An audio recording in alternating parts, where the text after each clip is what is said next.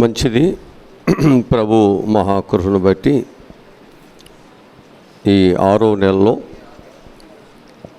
ఈ 3వ ఆదివారం మనందరము కూడా చేరి దేవుని యొక్క ఆరాధనలో పాలుభాగస్తులమై దేవునిని మహింపరిచేటువంటి గొప్ప భాగ్యము, ధన్యత దేవుడు మనందరికి ఇచ్చినందుకు కూడా చాలా వందనాలు తెలియజేస్తున్నాం.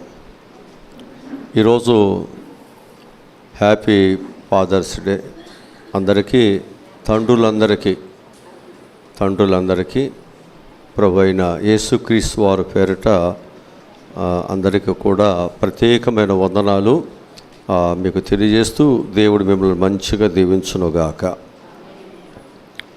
మరి హ్యాపీ ఫాదర్స్ డే రోజున ఒక ప్రత్యేకమైనటువంటి మెసేజ్ని మీకు ఇవ్వటానికి మరి ఇష్టపడుతున్నాను. వాక్య భాగముగా యెషయా గ్రంథము 53వ అధ్యాయము. యెషయా గ్రంథము 53వ అధ్యాయము 16వ వాక్యాన్ని చదువుదాం.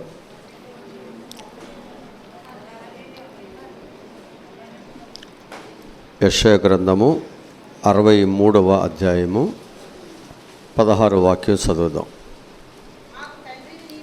మాకు తండ్రివి నీవే అబ్రహాము,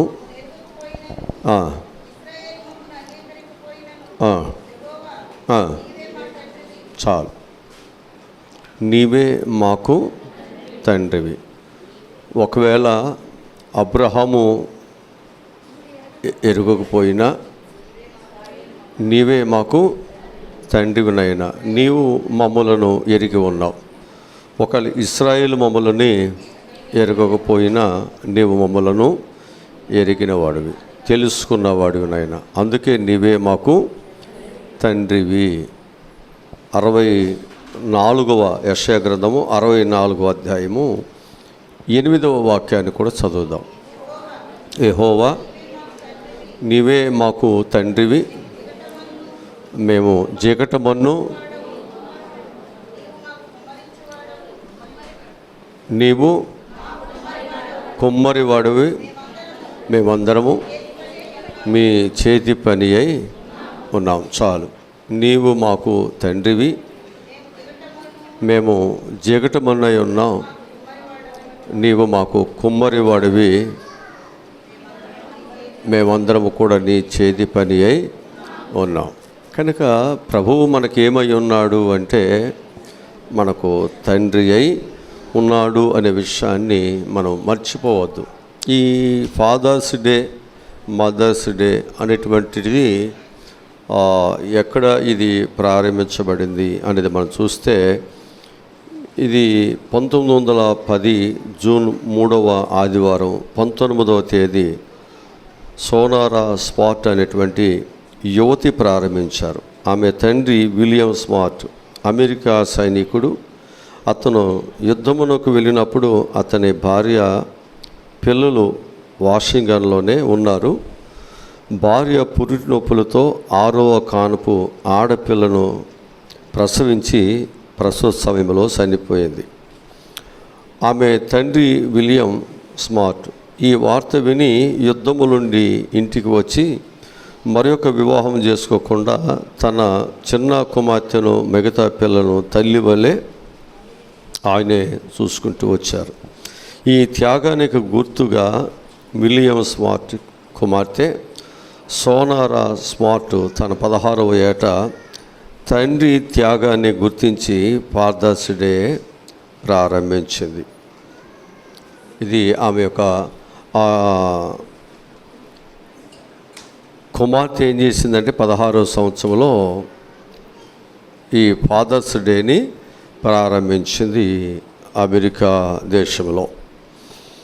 దీనిని అమెరికా దేశము 1966లో అమెరికా అధ్యక్షుడు లిండన్ జాన్సన్ జూన్ 3వ ఆదివారం ప్రతి సంవత్సరం ఫాదర్స్ డే జరుపుకోవాలని అధికారపూర్వకముగా ప్రకటన చేయటంతో నేడు ప్రపంచవ్యాప్తముగా ఈ గుర్తింపు వచ్చింది అని నేను మీకు తెలియజేస్తూ ఉంటున్నాను. ఇవాళ మనం జ్ఞాపకం చేసుకుంటే లోకములో మనము స్నేహితుల్ని ఏర్పాటు చేసుకోవచ్చు కదా, లేకపోతే ఈ లోకములో అనేక మందిని మనం ఏర్పాటు చేసుకోవచ్చు. కానీ ఎవరిని ఏర్పాటు చేసుకోలేమంటే తండ్రిని మనం ఏర్పాటు చేసుకోవటానికి, తండ్రికి నేను ఈ బిడ్డగా నేను ఉండాలి అని చెప్పుకోవటానికి వీలు లేదు. ఒకవేళ అలా ఏర్పాటు చేసుకునేటువంటి విధానముగానే ఉన్నట్లయితే అందరూ ఎవరికి పుట్టాలనుకుంటారు? డబ్బులు ఉన్న వాళ్ళకి కదా, అన్నీ బాగున్న వాళ్ళకి పుట్టాలనుకుంటారు. అంతేగాని మనలాంటి పేదోళ్ళకి పుట్టాలని ఎవరు అనుకుంటారా? ఆప్షన్ లేదు. కాబట్టి మనకు ఈ పిల్లలు మన పిల్లలుగా ఉండటానికి అవకాశము దొరికింది. లేకపోతే అందరూ ఏం చేస్తారు? డబ్బులున్న దేశం అమెరికాకి వెళ్ళిపోయినట్లు అందరూ డబ్బులు ఉన్నటువంటి వాని ఇంట్లోనే మేము పిల్లలుగా ఉంటాం, ఆయనకే పిల్లలుగా ఉంటాం అని అందరూ అంబానీ ఇంటికి వెళ్ళిపోవచ్చు కదా, లేకపోతే ట్రంప్ గారి ఇంటికి వెళ్ళిపోవచ్చు, లేకపోతే మా దేశ ప్రధాని మోడీ గారి పిల్లలుగా ఉండవచ్చు. ఇలా మనందరం కూడా ఏం చేస్తామంటే డబ్బులు ఉన్న వాళ్ళందరినీ మనం ఎంచుకోవచ్చు. కానీ ఆ అవకాశం మనకు లేదు. కనుక ఈరోజు మనము ఈ ఫాదర్స్ డే రోజున కొన్ని విషయాలను మనం నేర్చుకుందాం. తండ్రి యొక్క లక్షణాల గురించి మనం తెలుసుకుందాం.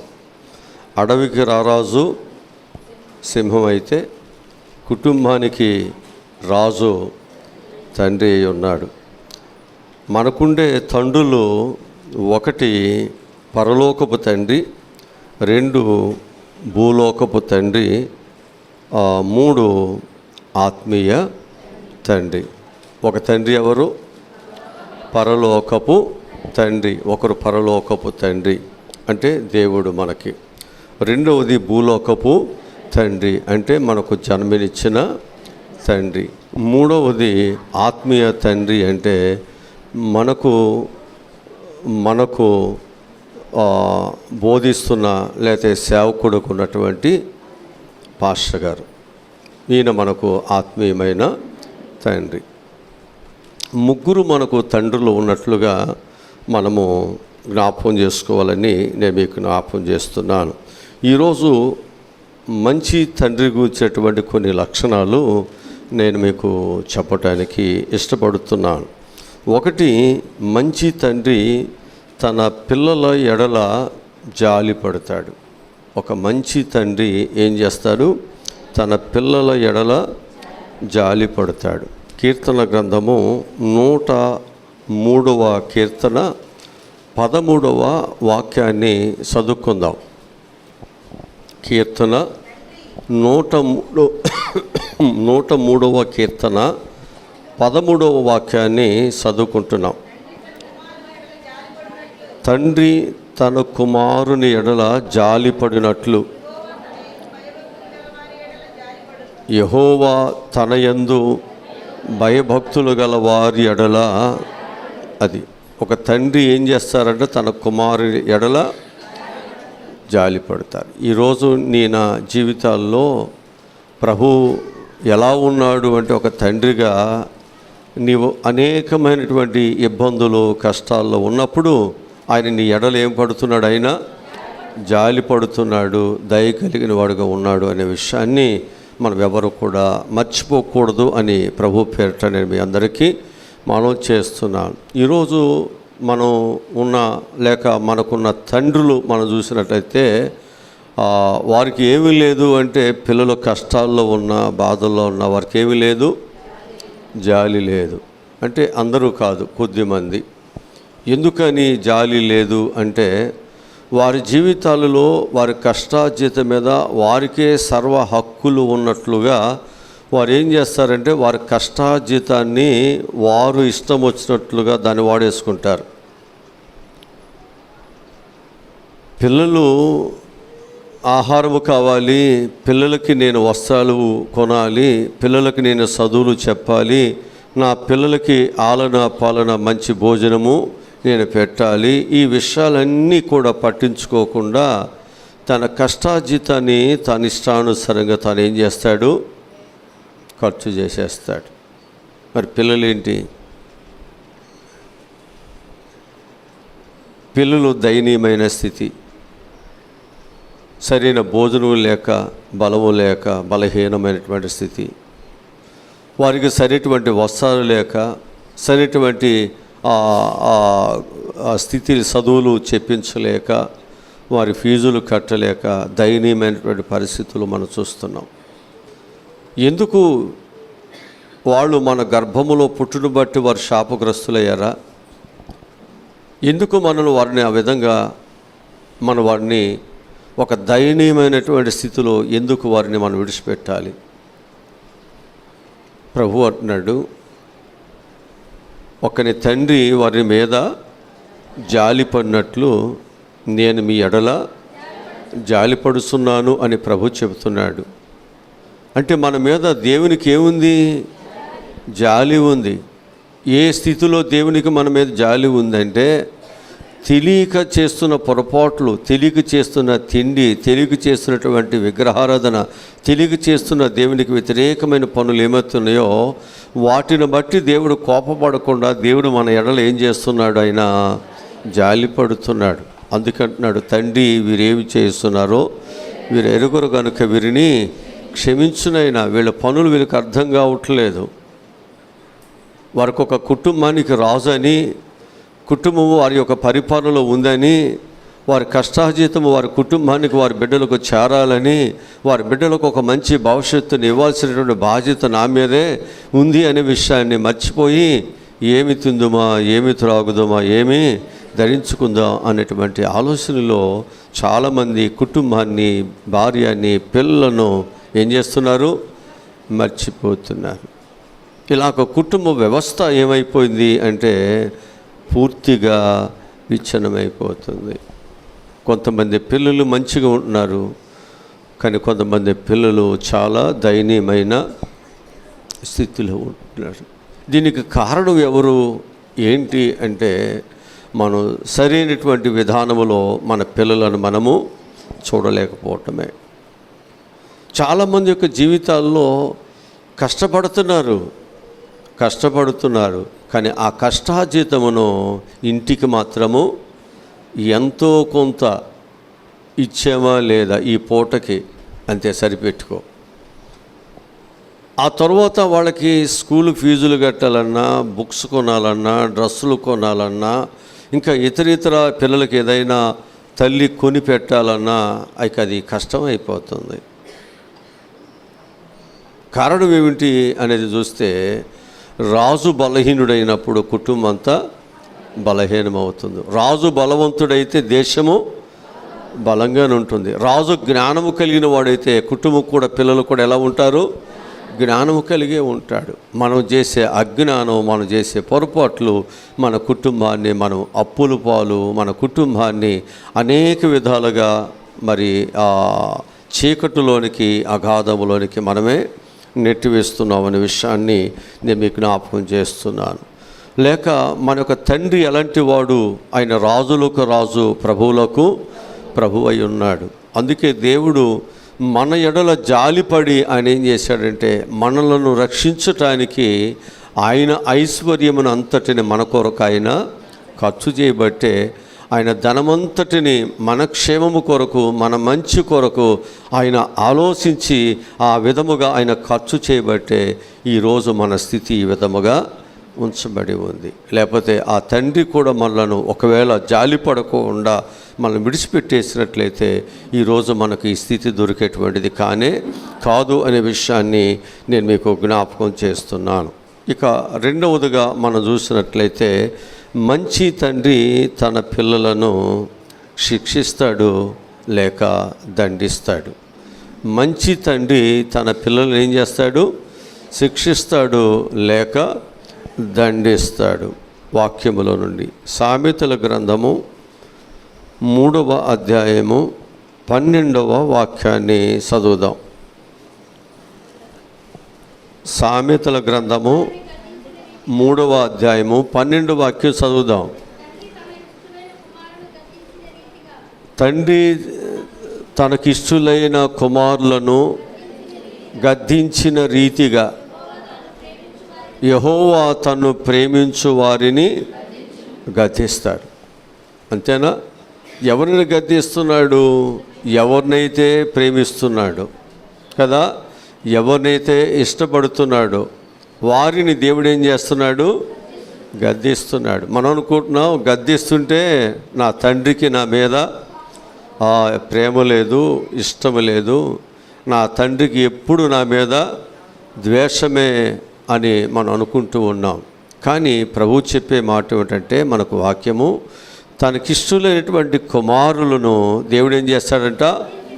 గద్దిస్తాడంట. ఈరోజు నీ ఇష్టడివి, నువ్వు చెడిపోవటం, పడిపోవటం, నువ్వు నష్టపోవటం, నువ్వు దరిద్రుడిగా ఉండటం ప్రభుకి ఇష్టము లేదు. ఒకరి దగ్గరికి వెళ్ళి నీ చేయి చాపుకోవటం ప్రభుకి ఇష్టం లేదు.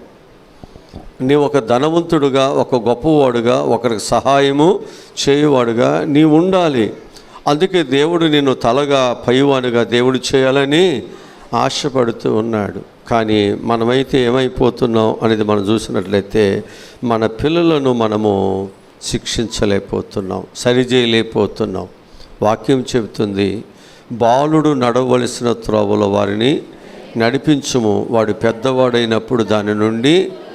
మనం పిల్లలను నడిపించటము అంటే మనం అనుకుంటున్నాం వాళ్ళకి డబ్బులు ఇవ్వటం, వాళ్ళకి మంచి బట్టలు కుట్టించటం, వారికి మంచి భోజనం పెట్టడం, లేకపోతే వారికి పుట్టినరోజులు చేయటం, లేకపోతే వారికి కావాల్సినటువంటి అన్నీ మనము నగలు ఇవన్నీ ఇవ్వటం. ఇది తల్లిదండ్రులుగా మా పిల్లలకు మేమేం తక్కువ చేసాం? మేము తిని తినక ఉండి లేక మా జీవితాలు ఉన్నాయి. ఈరోజు మా పిల్లలకు మాత్రం మేము అలాగూ చేయకుండా మా తల్లిదండ్రులుగా మా పిల్లలకి ఏం కావాలో అన్నీ మేము ఇస్తున్నాం. కొన్నిసార్లు ఇలాగూ మనం మాట్లాడుతూ మన పిల్లల విషయాల్లో అజ్ఞానముగా ప్రవర్తిస్తున్నాం. మన పిల్లల విషయాల్లో చాలా తెలివి తక్కువగా ప్రవర్తిస్తున్నాం. ఇలాంటి సమయంలోనే మనం ఏం చేయట్లేదు అంటే, పిల్లల విషయాల్లో మనం తీసుకోవాల్సినటువంటి ఆ గద్దింపు, ఆ శ్రద్ధను మనం నిర్లక్ష్యము చేస్తున్నాం అనే విషయాన్ని నేను మీకు జ్ఞాపకం చేస్తున్నా. వాక్యముల నుండి హెబ్రీయులకు రాసిన పత్రిక 12వ అధ్యాయము 5వ వాక్యము నుండి మనం కొన్ని మాటలు చదువుదాం. హెబ్రీయులకు రాసిన పత్రిక 12వ అధ్యాయము 5వ వాక్యము నుండి చదువుదాం. నా కుమారుడా, ప్రభువు చేయు శిక్షను తునీకరించకము, ఆయన నిన్ను గద్దించినప్పుడు విసుగువద్దు. ప్రభువు తను ప్రేమించు వారిని శిక్షించి ఏం చేస్తాడు? స్వీకరిస్తాడా? శిక్షించి ఏం చేస్తాడట? ఈరోజు నేను మీకు జ్ఞాపకం చేస్తున్నాను, శిక్షిస్తున్నాడు అంటే నీ దూరం పెట్టడం కాదు, శిక్షిస్తున్నాడు అంటే నీవు ఇష్టం లేదని కాదు. నువ్వు చాలాసార్లు అనుకుంటున్నావు, నాకేంటి పేదరికాలు, నాకేంటి అప్పులు, నాకేంటి రోగాలు, నాకేంటి ఎవరు సహకరించట్లేదు, ఎవరు ప్రేమించట్లేదు, నేను ఎందుకు ఇంత దరిద్రంగా ఉన్నాను అని మనం చాలాసార్లు దేవుడు మనకేదో అన్యాయం చేస్తున్నట్లు, దేవుడేదో మనం శిక్షిస్తున్నట్లు, దేవుడేదో మనకేదో తక్కువ చేస్తున్నట్లుగా మనం దేవుని మీద ఆలోచన చేస్తూ ఉన్నాం. కానీ ప్రభువు ఏమంటున్నాడంటే, తాను ప్రేమించేటువంటి వారిని ఈ శిక్షించడం ద్వారా ఏమవుతున్నారంట? వారిని స్వీకరిస్తున్నాడు. అంటే ఈ శిక్ష ద్వారా మనం ఏమవుతున్నాం? దేవుని దగ్గరికి వస్తాం. ఈ శిక్ష వచ్చినప్పుడు, ఈ బాధ వచ్చినప్పుడు ఏం చేస్తాం? దేవుని దగ్గరికి వెళ్ళి ఆయన పాదాలు పట్టుకుంటే, ప్రార్థన చేసుకుంటే దేవుడు ఏదైనా మేలు అంటే, ఈ శిక్ష లేకపోతే దేవుని దగ్గర రావటానికి. అందుకు తాను ప్రేమించినటువంటి వారిని ఎందుకు శిక్షిస్తున్నాడు అంటే, ఒకటి నీవు దారిలో తొలగిపోకుండా ఒక దీవెనకరమైనటువంటి స్థితుల నుంచి నాశనకరమైన స్థితిలోకి వెళ్ళకుండా ఉండటానికి. ఇప్పుడు ఉదాహరణకు చూస్తే, ఒకడు యెరూషలేములో నుండి యెరికోకు దిగి వెళుతున్నప్పుడు అతడు కొట్టబడ్డాడు, గాయపరచబడ్డాడు, దోసుకోబడ్డాడు, సమస్తాన్ని కోల్పోయాడు. అంటే నీ జీవితంలో అలాగున్న మరలా నీ ఉండుటను బట్టి, అలా శిక్షించడం బట్టి ఆ శిక్ష లేదనుకోండి, నువ్వు ఇంకా దిగిపోతూ ఉంటావు, ఇంకా లోకంలోకి వెళ్ళిపోతూ ఉంటావు, ఇంకా చెడులోకి వెళ్ళిపోతూ ఉంటావు. ఎందుకని? నీకు ఏ ఆటంకాలు అభ్యంతరాలు ఏమీ లేవు కదా. అప్పుడు ఒకవేళ నీకు అలాంటి జీవితంలో ఉన్నప్పుడు నీకేదో రోగం వచ్చింది, నీకేదో బాధలు వచ్చినాయి అనుకోండి, అప్పుడు నువ్వేమంటావు అంటే, నేను దేవునికి విరోధముగా నేను ఈ పాపము చేయబట్టే కదా నాకు ఈ శిక్ష వచ్చింది అని నువ్వేం చేస్తావంటే తెలుసుకొని ఆ దేవుని యొక్క విరోధమైనటువంటి పాపం ఏదైతే ఉందో దానిని విడిచిపెడతావు, దేవుని దగ్గరికి వచ్చి సరి చేసుకుంటావు. లేకపోతే ఏం చేస్తావు? శిక్ష లేకపోతే, ఆ ఎదురు దెబ్బ లేకపోతే ఆ పాపములో, ఆ శాపములో వెళ్ళిపోతాం. అదేగా. అందుకే దేవుడు ఏం చేస్తున్నాడంటే, తాను ప్రేమించిన వారిని శిక్షిస్తాడు. ఆ శిక్షిస్తున్న వారిని దూరం చేసుకోకుండా దేవుడు ఏం చేస్తున్నాడు? వారిని దగ్గరికి చేర్చుకుంటున్నాడు, అని ఇష్టపడుతున్నాడు. హల్లెలూయా, హల్లెలూయా. కనుక మన తల్లిదండ్రులు మన పిల్లల్ని ఏం చేయాలంటే గద్దించాలి, జాలిపడాలి.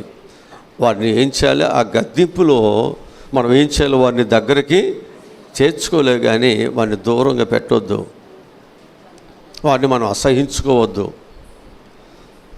పిల్లల్ని ప్రేమించొద్దు అని అంటలేదు. వాళ్ళకి మంచి బట్టలు కావాలి, మంచి వస్తువులు కావాలి, మంచి భోజనం కావాలి, మంచి చదువులు కావాలి, మంచి స్థితి మన పిల్లలకు కావాలి, అవసరమే. కానీ మన పిల్లల్ని వాటి చేత పాడు చేయొద్దు. వాటి చేత మన పిల్లలను చెడు స్నేహాలకి, చెడు అలవాట్లకు వారిని గురి చేయవద్దు. జాగ్రత్త. డబ్బులు ఉన్నప్పుడు చెడు అలవాట్లు వస్తాయి, అంతేనా? తల్లిదండ్రులు నాకు ఇస్తారు అనుకున్నప్పుడు మనకేమొస్తుంది? ఏమొస్తుంది? చెడు జీవితాలలో, చెడు వాటిలో ఖర్చులు చేయడం ప్రారంభిస్తాం. అందుకు నేను పిల్లలకి ఖర్చు పెట్టొద్దు అని అంటలేదు, కానీ వారు చెడిపోకుండా ఉన్నట్టు జాగ్రత్తగా చూసుకోండి. వాడు చెడిపోతే నీ కుటుంబము, నీ రాజ్యం ఏమవుతుంది? చెడిపోతుంది. నీ పెంపకములో లోపం వస్తుంది. నీవు కుటుంబానికి యజమానుగా ఉన్నవే, నీకు అవమానమే వస్తుంది. వీడి బిడ్డలు కన్నాడు కానీ బిడ్డలు పెంచటము చేతగాలేదు. కొంతమంది అంటారు, వీడికి బలం పెడుతున్నాడు కానీ వీడికి భయము చెప్పట్లేదని. చాలాసార్లు మనము బలం పెడుతున్నాం, లోకములో కావాల్సిన అన్నీ ఇస్తున్నాం, కానీ వారికి ఏం చెప్పట్లేదు? భయం పెట్టట్లేదు. మరి ఇది పెట్టకపోతే ఎలా? మొక్క ఇవ్వంగంది రేపు మానై వంగుతుందా? ఇవాళ నీ మాట వినేటప్పుడు నీవు పిల్లల విషయాల్లో నిర్లక్ష్యంగా ఉంటే, రేపు పెద్దవాడైన తర్వాత ఇది తప్పునైనా ఇది కరెక్ట్ కాదని చెబితే నీ మీద తిరుగుబాటు చేస్తాడు, నువ్వెంత అంటాడు. కనుక సరి చేసుకోవలసిన సమయంలో, ఇప్పుడు వ్యవసాయం చేసేటప్పుడు నువ్వు పెట్టవలసిన సమయంలో నీరు పెట్టాలి, వేయవలసిన సమయంలో దానికి ఎరువు వేయాలి. అది మంచి పంటని ఇస్తుంది. అవి ఎప్పటికప్పుడు వేయొచ్చులంటే నీకు లాభం వస్తుందా? జాగ్రత్త. పిల్లలు కూడా నీ చేతికి రావాలి. కొంతమంది అనుకుంటారు, మా పిల్లలకి నేను ఏం తక్కువ చేస్తున్నాను, ఎంత సంపాదిస్తున్నాను, ఇదంతా ఎవరి కొరకు, ఈ రాత్రి పగలంతా కష్టపడేది ఎవరి కొరకు, వీళ్ళు చదువుకోవచ్చు కదా, అది చేయొచ్చు కదా, ఇది చేయొచ్చు కానీ బోడు మాటలు చెబుతారు. అసలు వాళ్ళ వయసు ఏంటి, వాళ్ళ ఆలోచన ఏంటి? చదువు మీద చదువుకుంటే నేను మంచి ప్రయోజకులు అవుతాను జ్ఞానం ఉంటే ఇంకా తల్లిదండ్రులుగా నువ్వు తీసుకోవాల్సిన శ్రద్ధ ఏముంది? ఆడి వయసు ఎలాంటిదంటే ఆడటము, పాడటము, రకరకాలుగా జీవించటానికి అలవాటు పడతాడు. వాడి భవిష్యత్తు జ్ఞానం తెలియదు, వాడికి భవిష్యత్తు గురించి వాళ్ళ ఆలోచన పిల్లలకి తెలీదు. ఆ వయసులో వాళ్ళు ఎలా ఉంటారంటే చిరుపుగా, అల్లరిగా, వారు స్వేచ్ఛగా ఏదో ఆడుకుంటూ జీవించాలి అనుకుంటారు. స్కూల్కి వెళ్ళాలనో, లేకపోతే కాలేజీకి వెళ్ళాలనో, లేకపోతే ఇది చేయకూడదు, ఇది తినకూడదు, ఇది త్రాగకూడదు, ఇది చేయకూడదు, వాళ్ళకి తెలియదు ఇవన్నీ. ఇది ఎవరికి తెలుసు? మనకు తెలుసు. మరి నువ్వేమో కష్టాలు చేస్తావు, నేను కష్టపడుతున్నాను, డబ్బులు సమకూరుస్తున్నాను అంటూ రాత్రి పగలంతా నువ్వు తిరిగి డబ్బులు సమకూరుస్తావు, నువ్వు చేస్తావు. మరి నీ పిల్లోడు ఏమవుతున్నాడో తెలియదు. ఈ డబ్బులని ఏం చేస్తా, ఎవడికిస్తా? పిల్లల యొక్క బంగారు భవిష్యత్తు బాగున్నప్పుడు నువ్వు మూటలు కట్టినా సంపాదించిందంతా ఎవరికి? ఆ త్రాగుబోతు కదా, ఆ తిరిగిపోతు కదా. వ్యవస్థ చెడగొడుతున్నావు నువ్వు. కేవలము కుటుంబ వ్యవస్థ బాగుపడాలి అంటే ఒక సంపాదనే కాదండి, పిల్లల పట్ల కేర్ తీసుకోవాలి, జాగ్రత్త తీసుకోవాలి. చాలామంది నేను ఇంత కష్టపడుతున్నాను, నాలాంటి వాడు ఎవడున్నాడా అన్నట్లుగా కొంతమంది ఇలా ఆలోచిస్తున్నారు. కష్టపడొద్దనట్లేదు, సమకూర్చొద్దనట్లేదు, కానీ నీ పిల్లల విషయాల్లో కూడా నీవు గద్దింపు అవసరం, నీ భయం పిల్లలకు అవసరం. ఎప్పుడో ఆదివారం అమావాస్య పౌర్ణానికి ఒకసారి పూనకొచ్చినలాగా పిల్లల మీద పోట్లాడటం, ఊగిపోవటం కుదురుద్దండి? అది సరిపోతుంది? అది అభయం. ఆ రోజు నీ కోపం వచ్చి నీ ఇష్టానుసారంగా ఈ ఎవరి కోసం అనుకున్నాడు రెక్కల ముక్కలు చేసేది మీ కొరకే కదా, మీరు చదువుకోపోతే ఎట్ట? అడికి ఆ జ్ఞానం ఉంటే నువ్వు చెప్పేదాకా ఎందుకు వస్తుంది? చిన్నపిల్లలకి జ్ఞానం లేనప్పుడు బాలుడు నడవలసిన త్రోవలు ఎవరు నడిపించాలి? మనమే కదా నడిపించాలి. నడిపించవలసిన నీవు జాగ్రత్త తీసుకోకుండా, వాని కేర్ తీసుకోకుండా, వారి పట్ల శ్రద్ధ కలుకోకుండా నీ ఇష్టానుసారంగా నువ్వు ప్రవర్తిస్తున్నావు. నీ పిల్లలు, నీ భర్త ప్రవర్తిస్తున్నాడు. నీ పిల్లలు ఏమవుతున్నారు? వారి ఇష్టానుసారంగా ఆడుకుంటాకి వెళ్ళాడు. ఎప్పుడు వస్తాడు? వచ్చిన తర్వాత చదువుతున్నాడా, వర్క్ చేస్తున్నాడా, స్కూల్ నుంచి వచ్చిన తర్వాత ఏం చేస్తున్నాడు, స్కూల్కి వెళ్ళాడా? ఇవన్నీ మనకు లేదా? అవసరం లేదా? అంటే నువ్వు పనికి వెళ్ళిపోతే సరిపోయిందా? నేను కష్టపడితే సరిపోయిందా? నేను భోజనం సంపాదిస్తే సరిపోయిందా? అర్థం కావట్లే మనకి.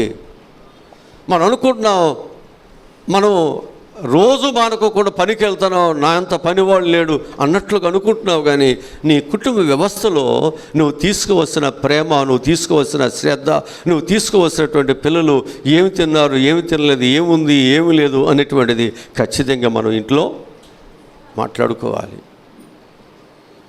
రోజు నువ్వు ఇంట్లో మాట్లాడుతుంటే మా నాన్న ఏం చేస్తాడు, ఈరోజు నన్ను అడుగుతాడు, వర్క్ చేసేవి లేదా? భయం ఉంటుందా లేదా? ఎప్పుడు అమావాస్యకు పౌర్ణానికి ఒకసారి అడిగామనుకోండి, ఎప్పుడు మా నాన్న అడుగుతాడు, ఏముంది, కాసేపు కోపపడతాడు, వదిలేస్తాడు. ఇలాంటి అజ్ఞానము లేక అనాలోచన నీ కుటుంబ వ్యవస్థని పాడు చేస్తున్నావు. ఆ ప్రభావం నీ పిల్లల మీద పడుతుంది. నీ పిల్లల యొక్క బంగారు భవిష్యత్తుని, రాబోయే తరాలకు ఒక ఆశీర్వాదకరముగా ఉండవలసినటువంటి పిల్లలు చెడిపోతున్నారు. మనం కేవలము డబ్బులు సంపాదించి పిల్లలకి ఇవ్వటానికి తండ్రివి, వారికి ఒక మంచి స్థితిని ఇవ్వాలి. అందుకే పిల్లలకి ఒకవేళ అయ్యా నీకు ఎవరు కావాలరా, ఏ తండ్రి కావాలంటే వీళ్ళు ఏం కోరుకుంటారంటే, బాగా డబ్బులు ఉన్నవాడు ఉంటే బాగుండు, నాకు కారు కొని పెట్టేవాడు ఉంటే బాగుండు, నాకు రోజు జలసాలకి ఇచ్చేవాడు ఉంటే. అంటే మన దృష్టి, మన ఆలోచన ఏదైతే ఉందో అదే స్థితి మన పిల్లలు కోరుకుంటున్నారు. జాగ్రత్త. నీ పిల్లలను నువ్వు సర్వనాశనము చేసుకోవద్దు. ఆ పిల్లలే లేకపోతే మన మనుగుడు ఏంటి, మన స్థితి ఏంటి? మనం ఎవరి కొరకు బ్రతకాలి, ఎవరి కొరకు సంపాదించాలి, ఎవరి కొరకు కష్టపడాలి, ఇవన్నీ ఏంటి? ప్రశ్నార్థకంగా ఉంటుంది. అదే పిల్లలు ఉంటే మన పిల్లలు బాగుండాలి, నా పిల్లలకు ఏదో నేను చేయాలి, ఒక ఆలోచనతో మనం ఏం చేస్తాం, రోజు పని చేస్తాం, మన పిల్లలకు రోజు వండి పెట్టుకుంటాం, మన పిల్లలకు కావాల్సిన అన్నీ ఇస్తున్నప్పుడు వారు మన కళ్ళ ముందు ఆనందంగా, సంతోషముగా కేరింతలు కొడుతూ ఉన్నప్పుడు మనకు అంతకు మించిన ఆనందము, సంతోషం పరలోకం మరొకటి మనకుండదు. అదే రోజు మన పిల్లలు ఏడుస్తూ, వ్యాధులతో బాధలతో బాధపడుతూ స్కూల్కి వెళ్ళటానికి ఫీజులు లేక, కట్టలేక, బుక్స్ లేక, వారికి సరైన డ్రెస్సు లేక, షూ లేక, అవమానకరంగా రోజు అక్కడ వెళ్ళిపోండి నిలబెడుతూ ఉంటే ఏమవుతుంది? అవమానం కదది, బాధ కదది. మన పిల్లలు అలా ఉన్నారంటే పిల్లలు అంటారా, తల్లిదండ్రులు అంటారా, ఎవరినంటారు? ఒక దేశము ఏదైనా క్లిష్టమైన పరిస్థితులు ఉంటే ఎవరినంటారు? ముఖ్యమంత్రి దిగిపోవాలి, లేదా దానికి సంబంధించినటువంటి శాఖలో ఉన్న మంత్రి దిగిపోవాలి. అదే మనం అనేది. తప్పని చేశాడా అంటే నీకు చేత కాలేదని, పరిపాలన విధానం నీకు కుదరట్లేదని. కనుక నీ కుటుంబ వ్యవస్థలో నువ్వేమవుతున్నావు? ఓడిపోతున్నావు. కుటుంబ వ్యవస్థ అనేటువంటిది భోజనం ఒకటే కాదు, డబ్బులు ఒకటే కాదు. పిల్లల విషయాల్లో మనం తీసుకోవాల్సిన ప్రేమ, అనురాగాలు, పంచుకోవటం ఇవన్నీ ఉండాలి. మన పిల్లలు తిన్నారా లేదా, రాస్తున్నారా లేదా, ఎక్కడికి వెళుతున్నారు, ఎప్పుడుకి వస్తున్నారు, ఇవన్నీ మనము జాగ్రత్తగా చూసుకోవాల్సిన అవసరత మన మీద ఉంది. కొంతమంది జీవితాలు చూస్తే భర్త ఒకవేళ అలా ఉంటే ఈమె పద్ధతి ఏమి వేరేగా ఉంటుంది. వాడికి లేకపోతే నాకెందుకు అన్నట్లు, నాకుండేటువంటి నాకు లేవా అన్నట్టు. ఆయన త్రాగి ఆయన ఇష్టానుసారంగా ఆయన ఖర్చు చేస్తూ ఉంటే వీళ్ళు ఏం చేస్తారో తెలుసా, వచ్చిన కాసిన డబ్బులు వీళ్ళు బ్యూటీషియన్కి, వీళ్ళు సోకులకి, వీళ్ళ ఖర్చులకి ఈ కాస్తంత అవజేసేస్తారు. ఇవి అయిపోతే మిగతా రోజు ఏంటి పరిస్థితి? ఆలోచన జ్ఞానం ఉండాలిగా. అంటే నేనేం తప్పు చేస్తున్నాను అన్నట్టు మనం అనుకుంటున్నాం, నీకు తెలియకుండానే ఇలాంటి పొరపాట్లు జరిగి నీ కుటుంబం ఏమవుతుందంటే సర్వనాశనమే అయిపోతుంది. జాగ్రత్తగా నీ కుటుంబ విషయంలో, నీ బిడ్డల విషయాల్లో మనం ఏం చేయాలి? జాగ్రత్త తీసుకోవాలి. ఇప్పుడు మనం ఈ ఫాదర్స్ డే రోజున మనం చూసినట్లయితే విలియం స్మార్ట్ గారు ఏం చేశాడు? తన భార్య చనిపోయిన వార్త వినగానే ఆ ఉద్యోగాన్ని వదిలిపెట్టి వచ్చేసాడు. ఇక ఇప్పుడు వరకు నా భార్య ఉంది కుటుంబంలో చూసుకోవటానికి, నేను కష్టపడి నా భార్యకి అన్నీ, నా పిల్లలకి తీసుకొస్తే నా భార్య అన్నీ జాగ్రత్తగా చూసుకుంటుంది. ఇప్పుడు నా భార్య లేకపోతే నేను కష్టపడితే నా పిల్లల్ని ఎవరు చూసుకుంటారు? ఇక్కడ ఆలనపన వచ్చేసాడు. ఒక తల్లిలాగా చూసుకున్నాడు. అందుకే ఆ తల్లి, ఆ పిల్ల ఏం చేసిందంటే వారి తండ్రి ఫాదర్స్ డే అని ఆ రోజు చేసుకుంది. తన ఇంట్లో చేసుకుంది, అందరి మధ్య చేసుకుంది, అందరితో కలిసి చేసుకుంది. ఆ కలిసి చేసుకోవటం బట్టి ఏం జరిగింది అంటే అందరూ కూడా ఇది మంచిదే కదా, ఇలాంటి త్యాగం చేసేవాళ్ళు కావాలి, ఇలాంటి త్యాగం చేసేవాళ్ళు కావాలి, ఇలాంటి ప్రేమించేవాళ్ళు మనకు కావాలి, ఇలాంటి సహాయం చేసేవాళ్ళు కావాలి, నేర్పించాలి. అందుకు ఎక్కడో ప్రారంభించబడినటువంటిది దేశమంతా ఈ ఫాదర్స్ డేని జరిపించుకుంటున్నారు. అంటే నీ విలువలు ఎంతగా ఉన్నాయి, గొప్పగా ఉన్నాయి. ఇది పిల్లలు గుర్తించాలి. పిల్లలు గుర్తించేటట్టుగా మన ప్రేమ, మన అనురాగాలన్నీ మన పిల్లలకి పంచాలి. పెడితే పెళ్ళి అంటారు, పెట్టకపోతే అంతేనా? పెట్టిన రోజున మా నాన్న బంగారం అంటారు, పెట్టకపోతే అంటారా లేదా? ఒక పెట్టడమే కాదండి, పెట్టకపోతే కూడా వచ్చే స్థితి ఏంటి అర్థం చేసుకోవాలి మనం. వాళ్ళు ఎలాగో మనం ద్వేషిస్తారో. అందుకే మనం తీసుకోవాల్సినటువంటి శ్రద్ధను, మనం తీసుకోవాల్సిన బాధ్యతలను మనం ఎప్పుడైతే తీసుకుంటామో మన పిల్లలు ఏమవుతారు? మంచి ప్రయోజకులుగా, మన పిల్లలు ఉన్నతమైన స్థితికి మన పిల్లలు వెళ్తారని నేను మీకు జ్ఞాపకం చేస్తాను. కొంతమంది ఎలా ఉంటారు అంటే ఆడికి చదువు రాకపోయినా డాక్టర్ అవ్వాలి, నా దగ్గర డబ్బులు ఉండేగా నువ్వు చదువు అంటాడు. నీకు డబ్బులు ఉంటే ఆడికి చదువు రావాలిగా, ముందు ఆడు ఇంజనీర్ అవ్వాలంటే ఆడికి చదువు రావాలిగా. నువ్వు వెళ్ళి చస్తావా లేదా, నువ్వు వెళ్ళి డిప్లొమా చేస్తావా లేదా, నువ్వు ఇంజనీరింగ్ చదువుతావా లేదా? ఏంటండి ఇదంతా? వాడి యొక్క స్థితి ఏంటో, వాడి ఆలోచనలు ఏంటో, వాడి పరిస్థితులు ఏంటో మనం జాగ్రత్తగా చూడాలి. లేకపోతే వాడు ఏం చేస్తాడంటే నీ మొండితనాన్ని బట్టి, వాడు చదువు రాకపోవటాన్ని బట్టి, అవమానాలు బట్టి వాడు ఏమైపోతాడు? చచ్చిపోతాడు. బిడ్డలు మనం చేతులు అరేంజ్ చేసుకుంటున్నాం, పాడు చేసుకుంటున్నాం.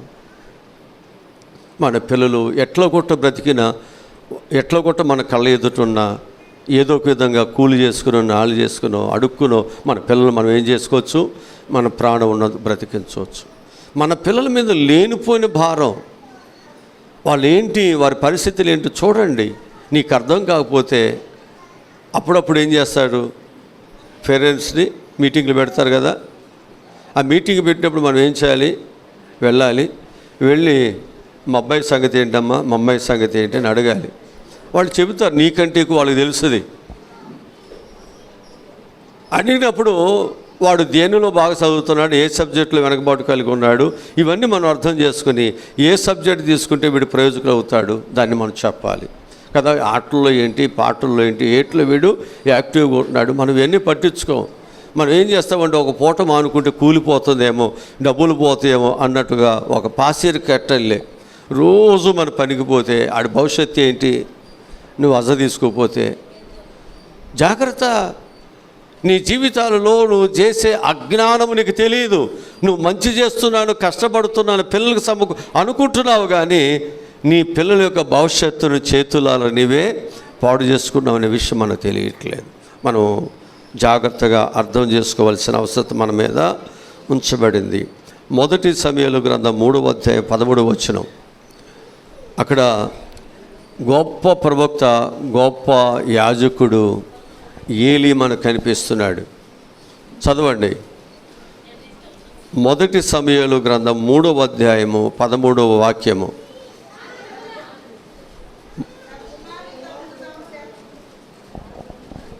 మొదటి సమూయేలు గ్రంథము 3వ అధ్యాయము 13వ వాక్యం చదువుదాం. తన కుమారులు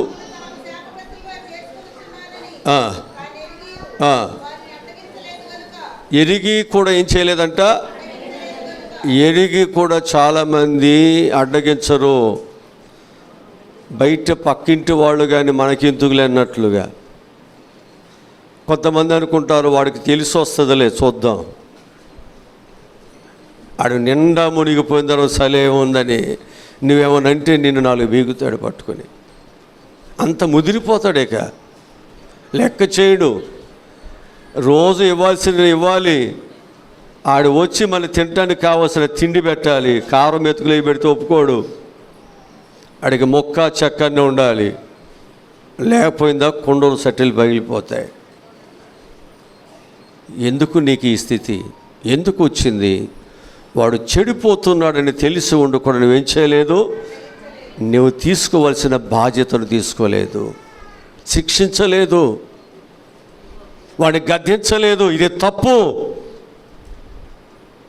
అంటే నువ్వు ఎప్పుడు చేయాలో అప్పుడు చేయాలి, ఎప్పుడు జాలిపడాలో అప్పుడు జాలిపడాలి, ఎప్పుడు సహాయకుడిగా బలాన్ని ఇవ్వాలో ఆ సమయంలో నువ్వు బలాన్ని బిడ్డలకి ఇవ్వాలి. ఎప్పుడు ఒకే విధంగా ఉండొద్దు. ఎలా ఉండాలో నీ జీవితము నీ ప్రవక్తన మీద నీ పిల్లల భవిష్యత్తు ఆధారపడుతుంది. జాగ్రత్తగా మన యొక్క జీవిత విధానాలు ఉంచబడాలి. మొదటి రాజుల గ్రంథంలో 1వ అధ్యాయము 6వ వాక్యం చదువుదాం.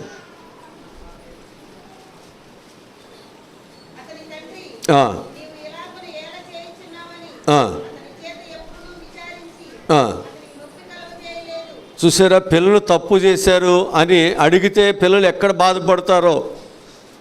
చాలామంది తల్లిదండ్రులు పిల్లల్ని బాగా పెంచుతున్నా ఉన్నట్లుగా ఇలాగే వాడిని గద్దిస్తే ఎక్కడ వాడికి నొప్పు కలుగుతుందో వాడిని గద్దించరు, వాడిని కొట్టడు, వాడు ఏం చేస్తున్నాడో తెలుసుకోరు, వారి విషయాల్లో శ్రద్ధ ఏమీ.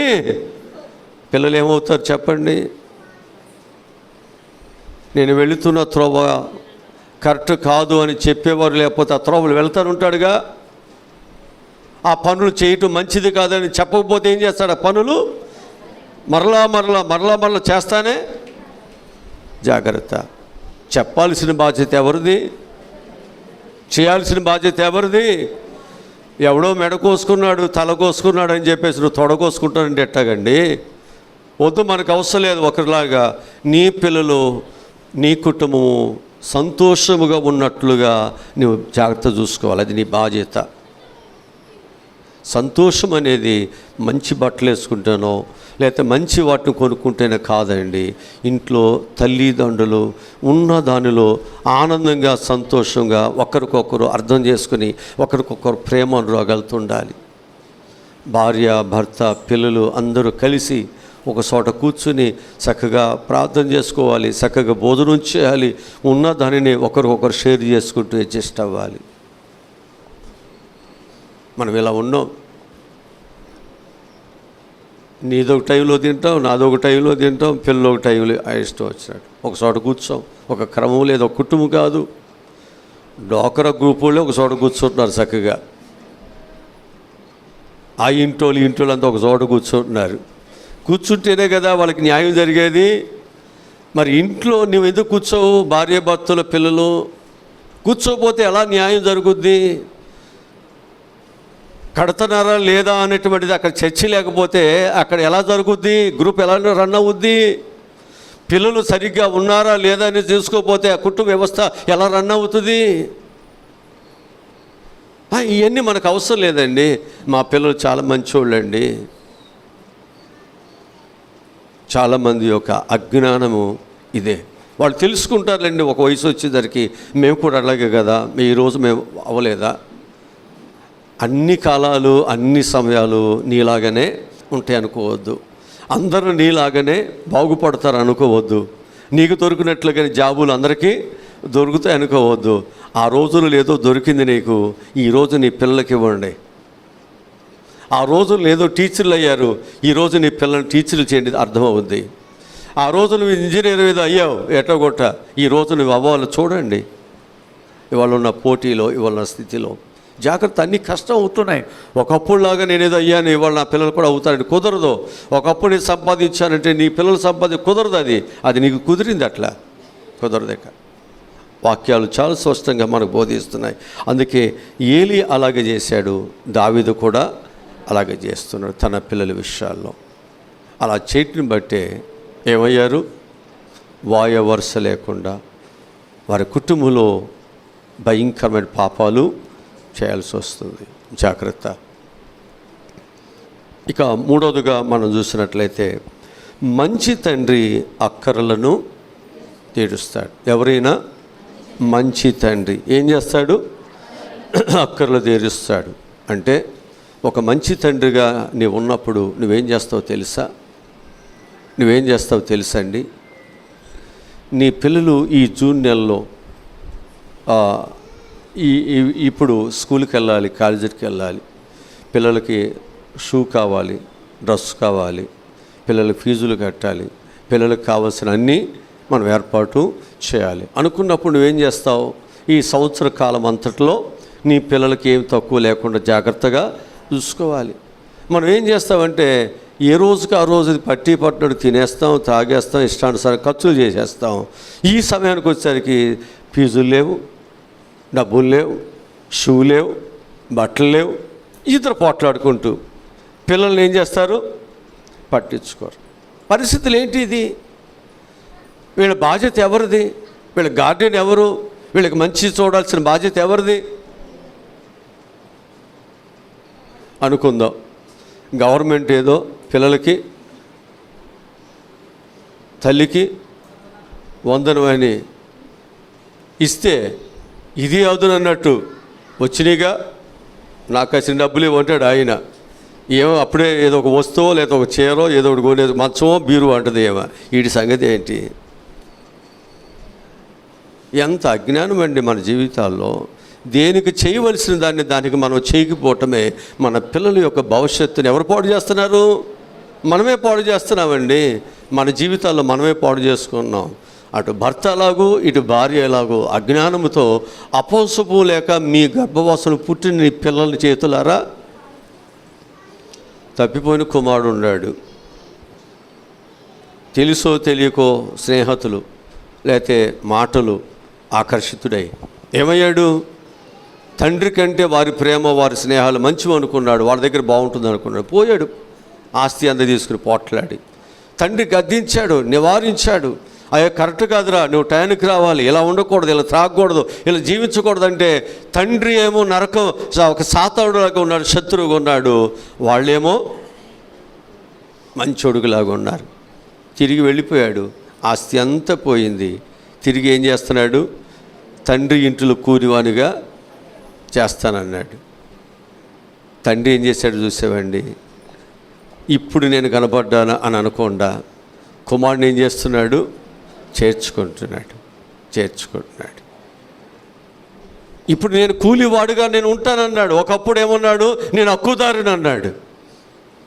ఇప్పుడు ఎలా ఉన్నాడు అంటే నేను కూలివాడుగా నేను ఉంటా అన్నాడు. తండ్రి ఏం చేశాడు? నువ్వు కూలివాడు కదయ్యా, నా కుమారుడు. చనిపోయి నీవు బ్రతికావు. నన్ను అర్థం చేసుకునే విషయాల్లో చచ్చిపోయావు, ఇప్పుడు నన్ను అర్థం చేసుకునే విషయాల్లో నువ్వు బ్రతికావు. నాకు చాలది. పిల్లలు మనం అర్థం చేసుకునేటట్లు బ్రతకాలి. తండ్రి యొక్క కష్టం ఏంటో తండ్రి యొక్క ప్రేమ ఏంటి, ఎందుకు గద్దిస్తున్నాడు, ఎందుకు మనల్ని ఈ విధంగా కంట్రోల్ చేస్తున్నాడు, వాళ్ళకి అర్థమయ్యేటట్లుగా మన ప్రవక్తన ఉండాలి.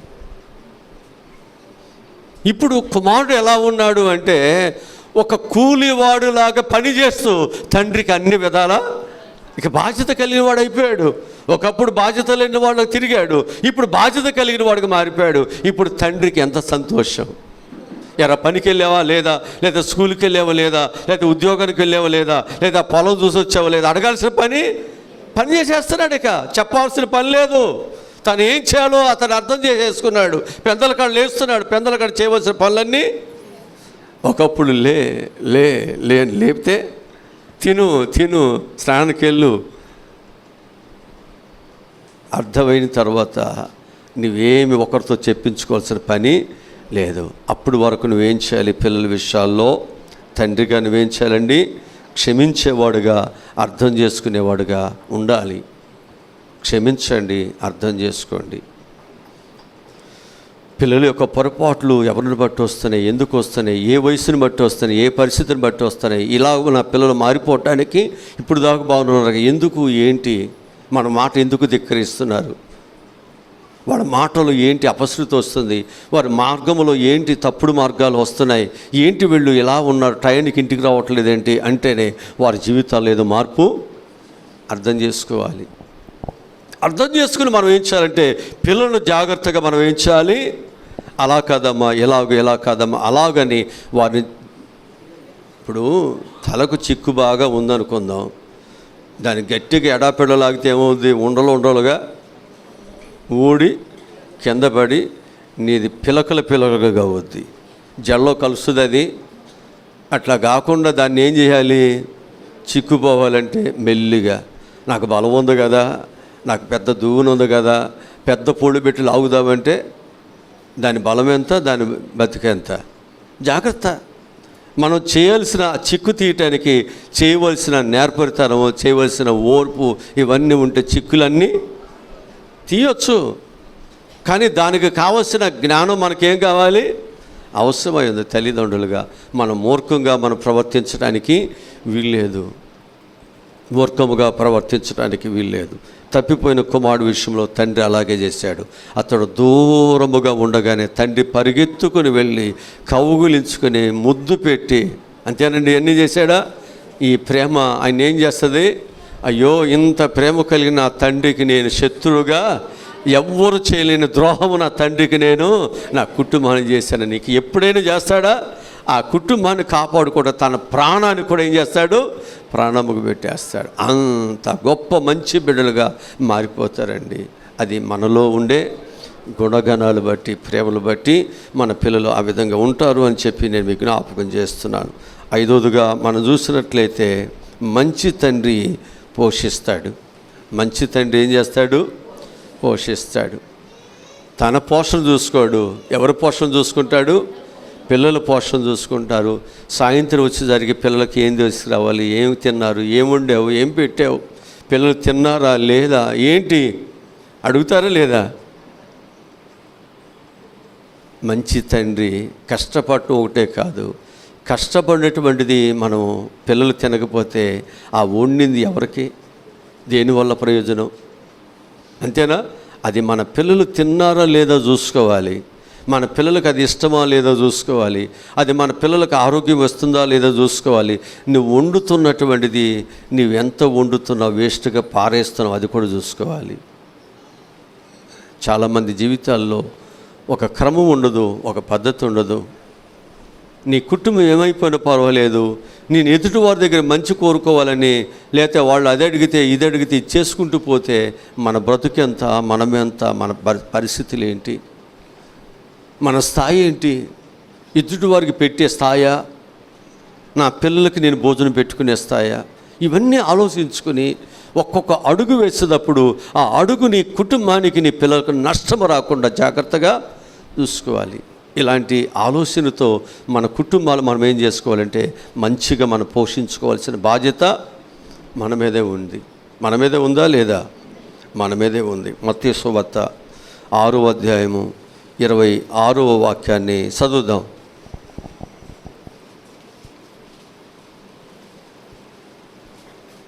మత్తయి సువార్త 6వ అధ్యాయము 26వ వాక్యము.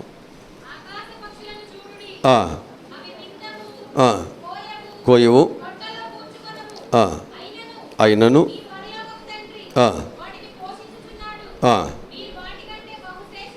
కారా. చాలు, ఇక్కడ మనం జ్ఞాపకం చేసుకుంటే దేవుడు సృష్టించిన అన్నిటిని దేవుడు ఏం చేస్తున్నాడు? పోషిస్తున్నాడు. పెద్ద జీవులు మొదలుకొని చిన్న జీవుల వరకు దేవుడు ఏం చేస్తున్నాడు? వాటిని పోషిస్తున్నాడు. అట్లాగే మన కుటుంబాన్ని కూడా మనం ఏం చేయాలి? పోషించుకోవాలి. పోషించాలా? పోషించాల్సిన బాధ్యత మనదే. మన పిల్లలు తిన్నారా లేదా అసలు తీసుకోవాల్సిన బాధ్యత మనదే. ఎవరు తీసుకుంటారు? అన్నదమ్ములు తీసుకుంటారా? పక్కింటి వాళ్ళు తీసుకుంటారా? ఇంకొకరు తీసుకుంటారా?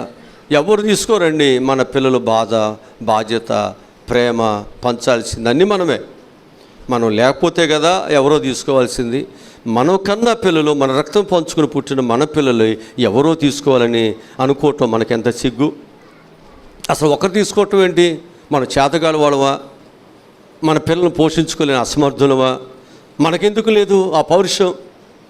మనం ఎందుకు మన పిల్లలకు మంచి స్థితిని నేను ఎందుకు ఇవ్వలేను, నేను ఎందుకు పెట్టలేను? మనకు ఆ యొక్క పౌరుషము అది మనకున్నప్పుడు మన పిల్లలకి ఎప్పుడు ఏది తక్కువ చేయం. నా పిల్లలకు ఒకవేళ ఈరోజు తక్కువ అయితే ఎవరింటికి వెళ్ళి అడుగుతారో, చేయి చాపుతారో? అది నాకు అవమానం కదా.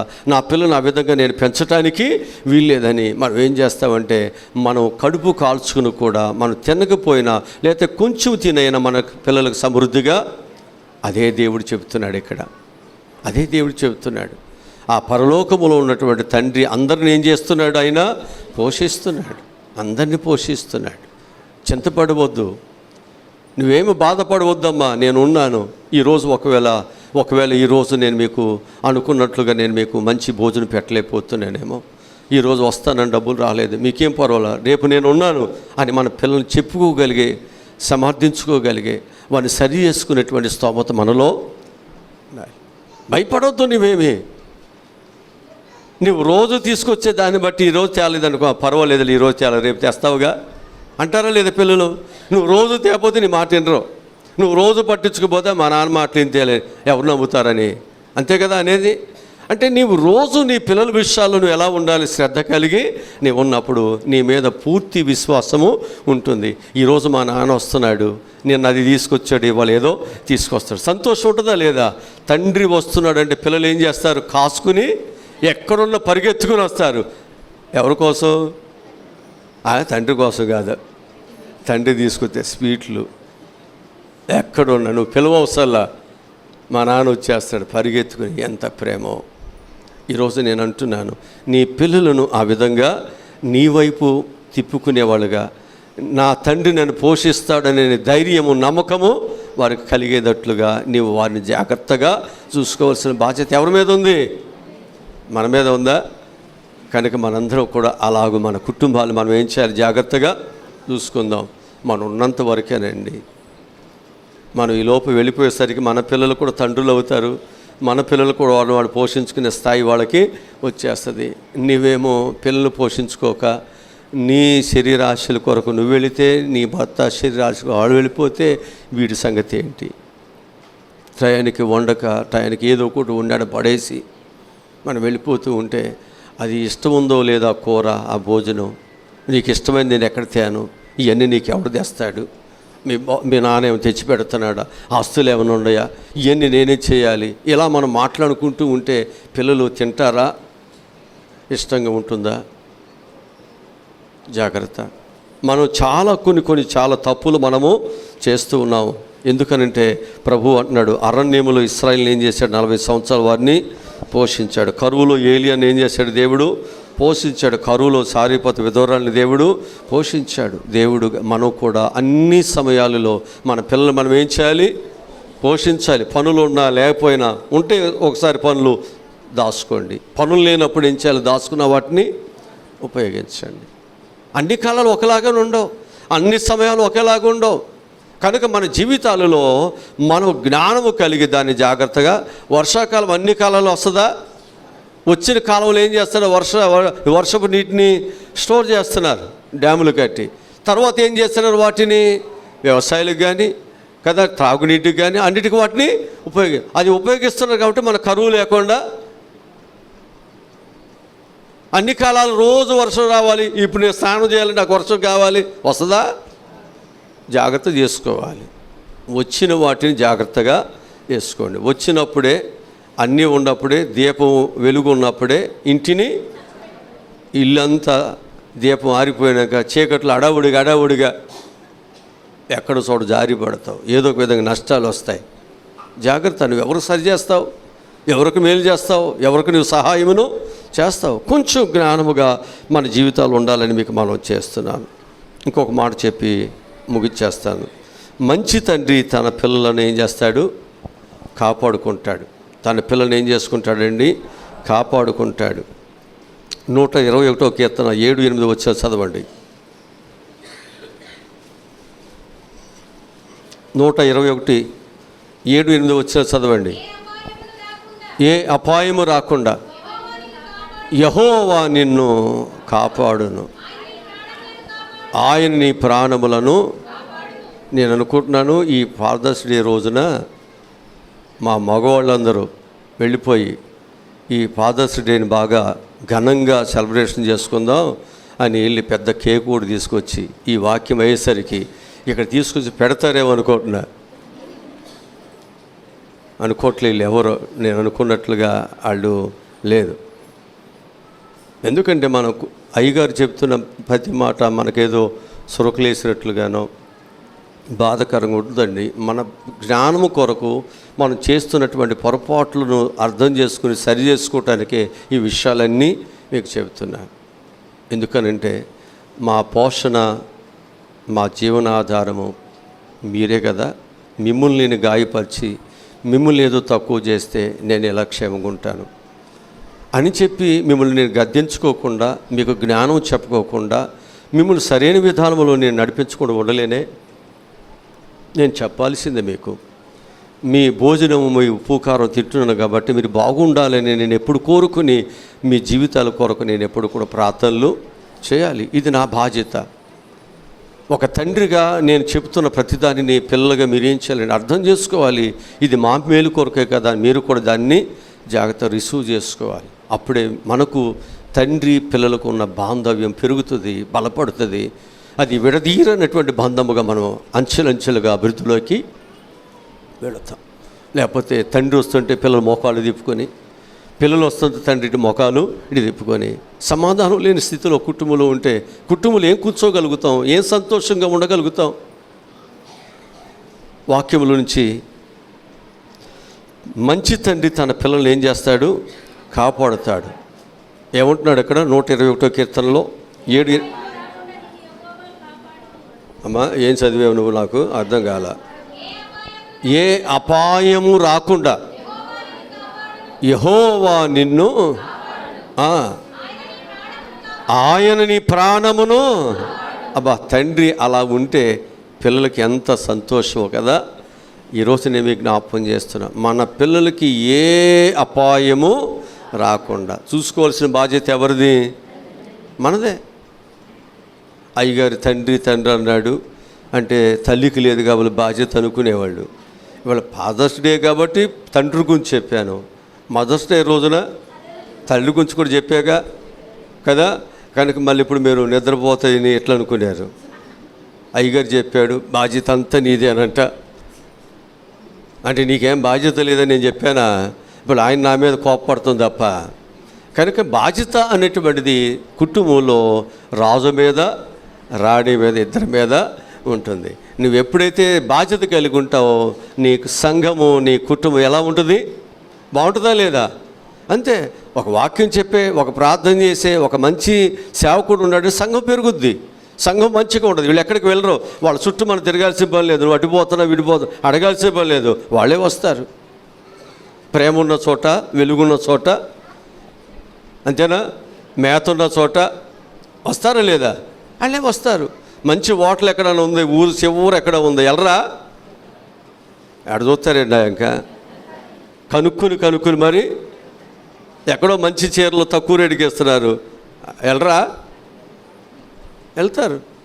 వాక్యం చెబుతున్నట్టు మాటలు ఏమిటంటే తండ్రి ఏం చేస్తాడంటే పిల్లలకి ఏ అపాయము రాకుండా వారిని కాపాడుకునేటువంటి వాడుగా బలవంతుడుగా ఉన్నాడంటే అసలు ఆ పిల్లలకి ఎంత ఆనందమో ఎంత సంతోషం ఉందో యెహోవా ఈరే ఆయనే చూసుకుంటాడు. యెహోవా ఈరే ఆయనే చూసుకుంటాడు. ఉదాహరణకి మనం చూసినట్లయితే నోహ కాలంలో భయంకరమైన జలప్రళయం వచ్చింది. కుటుంబాలు ఏమైపోయినాయి జలప్రళయంలో. కానీ నోహ కుటుంబం మాత్రం ఒకటే, వారి పిల్లలు వారు అందరూ ఏమయ్యారు, ఆ ప్రళయంలో చెక్కబడకుండా రక్షించుకోగలిగాడు. ఆ కుటుంబాన్ని కట్టుకున్నాడు. ఆ విధంగా మాట వినేటట్లు చేసుకున్నాడు.